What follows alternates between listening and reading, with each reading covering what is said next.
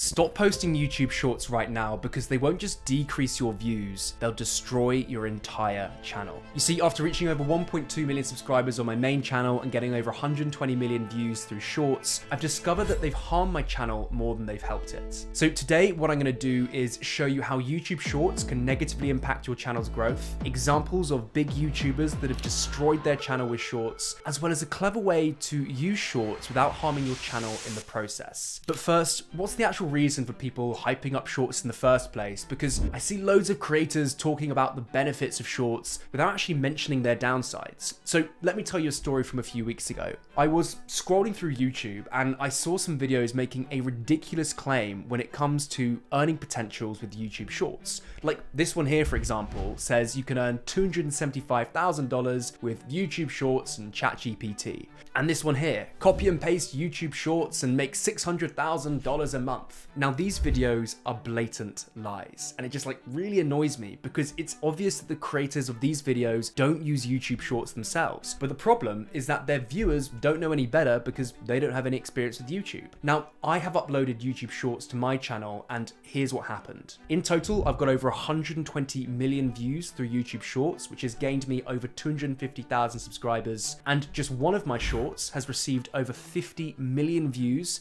which in itself resulted in 100,000 subscribers gained. And by the way, that's a silver plaque award from just one video, which is pretty nuts. But I want you to guess how much money I got for 50 million views on one of my shorts. $1,700.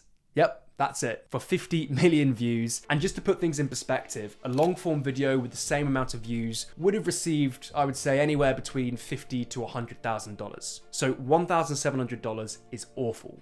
And if you think that's bad, then I had another short that got over 30 million views, and that one only made $41. So the revenue from YouTube Shorts is rubbish. But people often say in response to that, oh, well, you can monetize it through things like affiliate links, can't you? Well, nope, YouTube doesn't allow you to do that anymore. So from a monetization standpoint, Shorts are pointless. But that's not the worst part, because there's a very common misconception going around that's setting up so many creators for failure. Because most of us obviously now are aware that the money from Shorts isn't great. I mean, that's never been a secret. But what YouTube Shorts are really good at is getting a lot of views in a very short period of time. So there's this really big talking point at the moment that many YouTube gurus are saying, which is if you want to monetize your channel really fast, make Shorts to begin with and then flip to long form content later. And the reason they say this is that when it comes to YouTube monetization, the threshold with Shorts is a lot easier to achieve. So it seems to make sense that if you were just to spend the majority of your time focusing on creating Shorts, this will be a quicker way to get views and subscribers fast and build that initial viewer base. And then as soon as you're monetized, you can flip the channel back to long form content and just make more money with your long form videos. Now, that sounds good in theory, but in practice, it just doesn't work. And here's why. You can actually take a look at your analytics and you can see the metric of your views across formats. And for my channel that does both Shorts and long form content, that's only 11%. So only 11% of my viewers watch both my short form and long form content, and that's unfortunately the same with most channels out there. So why is this bad? Well, the worrying thing is, what YouTube Shorts do is they leave you with what is known as a split audience.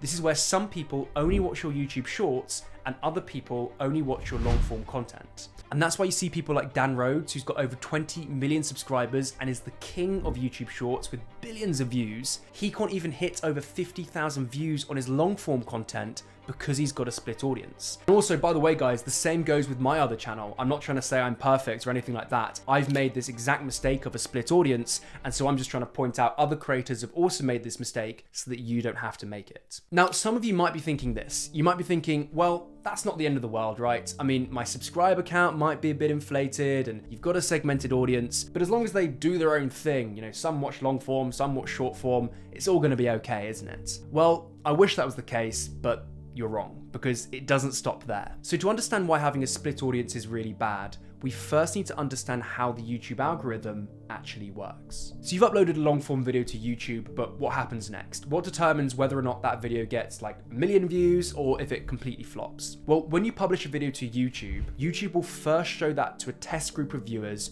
which tend to be your subscribers, and we'll call this pool 1. If your subscribers click on the video, comment, like, and do all that fun stuff, this signals to the YouTube algorithm that your video is great, and it will then show it to a broader audience of people, which we'll call pool 2. And if pool 2 likes the video and they do all the same liking, subscribing and stuff, then YouTube will show it to pool 3 and so on, reaching a wider audience until the video stops performing. But here's where YouTube Shorts can really hurt your channel. You see, most YouTube Short viewers tend to have a shorter attention spans and are looking for a quick dopamine hit. As such, the majority of them don't really care about your long form content. And this means when you post your new long form video, your YouTube Shorts viewers who have subscribed to your channel either won't click on it, which means the video gets a really low click-through rate, or they might check out the video but then just realize it's not for them because they want more short form content, and then they just click off. And what this does is it hurts your watch percentage as well. And this signals to the YouTube algorithm that your new long form video sucks, so it just stops promoting it to people, meaning your video completely flops. And I've seen so many big creators destroy their channel this way. I mean, this is exactly what happened to Jevin Dovey, as you can see here. Before I started posting shorts daily, I was getting around 1 million to 1.2 million views per month. Now, as I started posting daily, you'll see in the last 28 days, well, it's shifted to 300,000 to 400,000 views just on shorts. Now that's great, that's an extra big boost of views. However, my views for long form content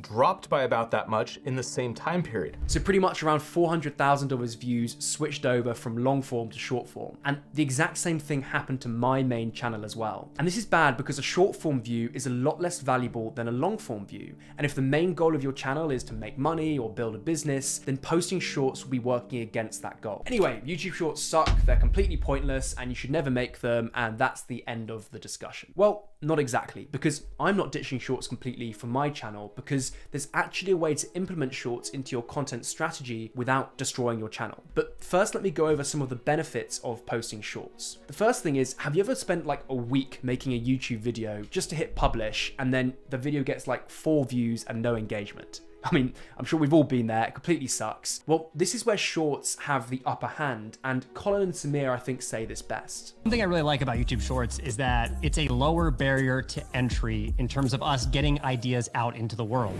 It's a great way for us to test audience interest and see which piece of content we want to invest in. Because the time commitment to making a short is a lot less, and you could make a short in a few hours or so. So let's say you post a YouTube short every day and one of them outperforms the rest. That means you now have an idea that you can use in your long form content. And there's a lower risk involved because the idea's already been proven to work on your channel. Now, in even better news, YouTube has also added a new update. In the past, there wasn't like an easy way to transition your short form viewers to long form viewers. You had to put like a pinned link or something like that in the short, which was super annoying. But now YouTube's added a new feature that directs short form viewers straight to your long form videos. So this is a really cool strategy that I'm starting to use on my channel to convert short form viewers to long form viewers. And basically what you're doing is you're using shorts to funnel viewers to your long form videos. But you do need to be careful though when doing this because it can backfire. But there are a few rare examples of creators who are able to do this really well, and I've noticed some subtle nuances involved in their strategy, and I think Ali Abdaal is like a really good example of someone who does short form content very, very well. So as you can see here, he uploads both short form and long form content, but the reason he's successful with this is because he keeps the style very similar. He's got the same editing style, and his short form content is exactly the same as his long form content, meaning the type of viewer who's gonna watch his short form is also gonna enjoy his long form as well. And I've begun to have the same approach in my channel, and I've seen some really positive results from it. So if you are gonna do this, here's the 3-step framework to pairing shorts with long form videos successfully. And it's the 3 C's: content, color, and caliber. So step 1 is content. So your content needs to be the same as your long form videos, as I just mentioned, as this will result in viewers who are interested in both your short form content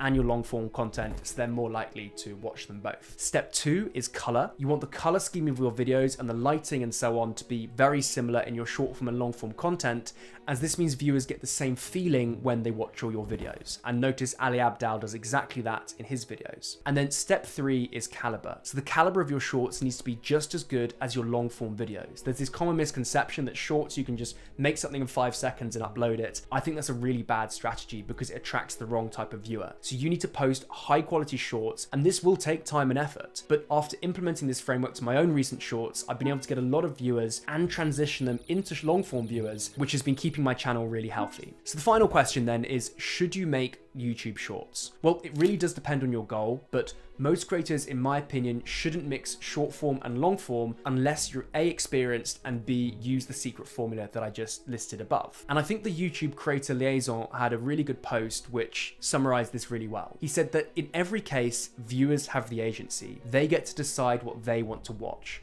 Your short viewers won't watch long form videos just because you want them to. You need to give them a reason to want to do that. You have to figure out what feeling you gave them that made them want to watch to begin with, and then figure out a way to deliver more of that same feeling in the longer video. So that comes back to the 3 C's that I just mentioned. But in my opinion, there is a reason why most big creators only focus on one or the other. Mr. Beast tried posting a few shorts on his YouTube channel, but he's decided to slow down, and he's actually created a separate channel that is just dedicated for YouTube Shorts. And remember that shorts and long form videos are completely different art forms. So it's like trying to learn tennis and football at the same time. Some skills do carry over, but you're better off getting really good at one thing and spending your energy trying to learn just that instead of trying to master both short form and long form. So take a look at both content formats and commit to mastering one. Now, for most of you out there, I think you should focus on making long form videos rather than shorts. But there's one huge mistake I see small creators constantly making when they try and make these long form videos, and that comes down to scripting. So check out this deep dive video here to learn how to script your videos properly so you can blow up your channel in the process. I'll see you there.